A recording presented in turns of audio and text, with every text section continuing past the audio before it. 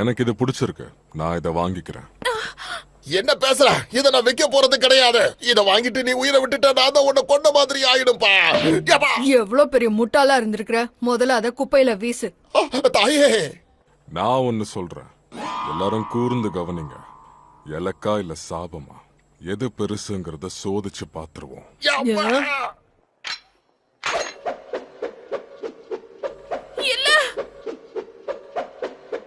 அட என்னடா பண்றது? ரொம்ப ஷார்ப்பா இருக்குடா, உன் கைய கிழிச்சிரும்டா.